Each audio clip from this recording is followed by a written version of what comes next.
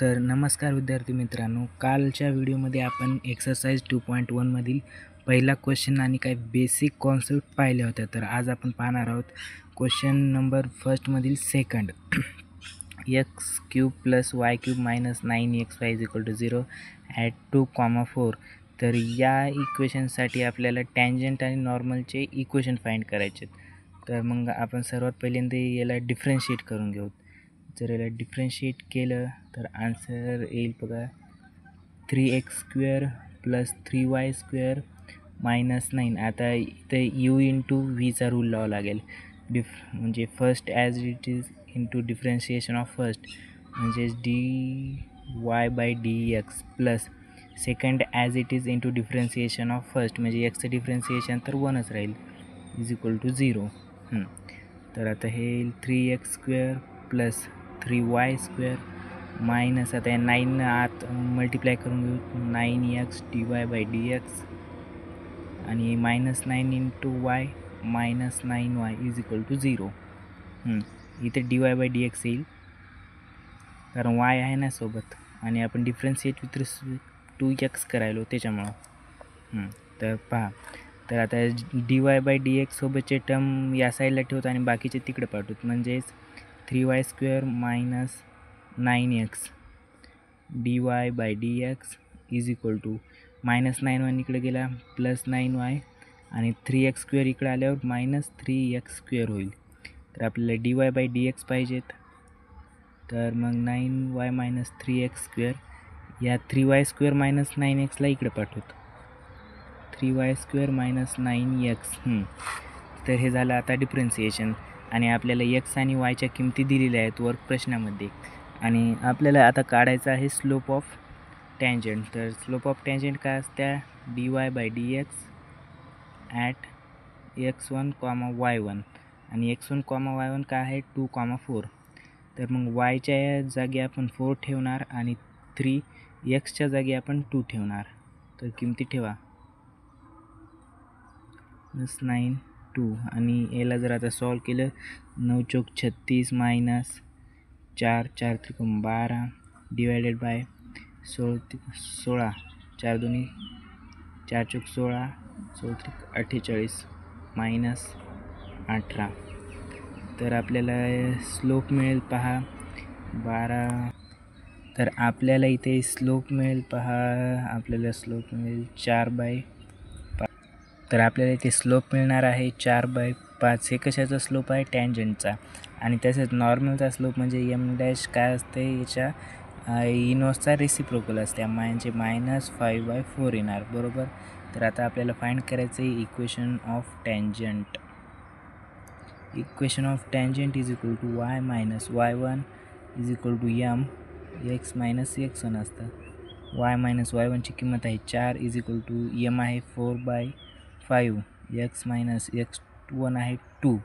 तर या 5ला इकडे पाठवायचं 5y minus 20 is equal to 4x minus 8 असं होईल बरोबर. तर मग आता 5yला इकडे घेऊन जाऊ आता 4x minus 5y minus 8 plus 20 is equal to 0. तर आता हे होईल 4x minus 5y plus 12 is equal to 0. तर हे झाला आपला स्लोप ऑफ टँजंट.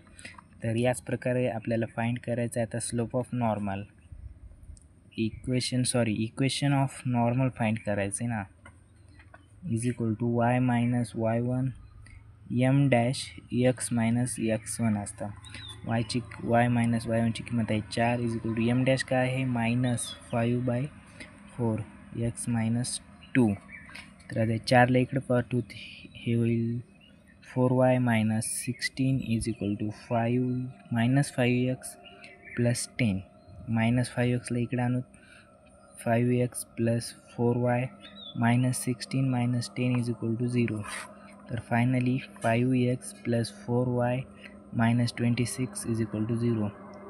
तर हे निघाला आपला स्लोप ऑफ नॉर्मल. जर तुम्हाला काही समजत नसेल तर तुम्ही याच्या अगोदरचा व्हिडिओ पाहू शकता.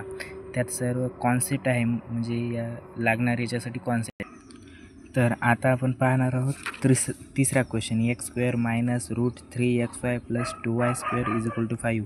ॲट √3, 2. तर सर्वात पहिल्यांदा आपल्याला गिवन इक्वेशनचं करावं लागेल डिफरन्सिएशन, आणि याचं डिफरन्सिएशन येईल पहा 2x मायनस √3. आता x u इंटू व्हीचा रूलनुसार x dy/dx plus y plus आता 2y² डिफरन्सिएशन येईल 4y इज इक्वल टू, आता 5 कॉन्स्टंट नंबर आहे म्हणून त्याचं डिफरन्सिएशन येईल 0 dy/dx. तर आता या √3 आत मल्टिप्लाय करून घेऊता 2x minus √3x dy/dx minus √3y plus 4y dy/dx as it is लिहायचं. आता dy/dx सोबतच्या टर्म इकडे राहू देतो आणि बाकीच्या टर्मला इकडे पाठवू. तर काय होईल पहा, हे होईल 4y minus √3x dy/dx is equal to √3y minus 2x. बरोबर. आता dy/dx पाहिजेत म्हणून आपल्याला 4y मायनस √3xy पण इकडे पाठवता. dy/dx is equal to √3y minus 2x by 4y minus √3x. आणि आपल्याला आता पाहिजे स्लोप ऑफ नॉर्मल, त्याच्यामुळे dy/dx at √3, 2 is equal to आपलं स्लोप ऑफ नॉर्मल राहील. तर मग yच्या जागी 2 आणि xच्या जागी √3 या किमती ठेवून देऊ. √3 into 2 minus 2 into √3 upon 4 into 2 minus √3 into √3. तर हे वरून सारख्यातून सारखी झाल्यावर 0 येईल आणि खाली 4 2 जा 8 मायनस √3 आणि √3चा मल्टिप्लिकेशन 3 येणार 0/5. जे आपल्याला स्लोप ऑफ नॉर्मल मिळालेला आहे 0/5, त्याचप्रमाणे स्लोप ऑफ टँजंट होईल -5/0.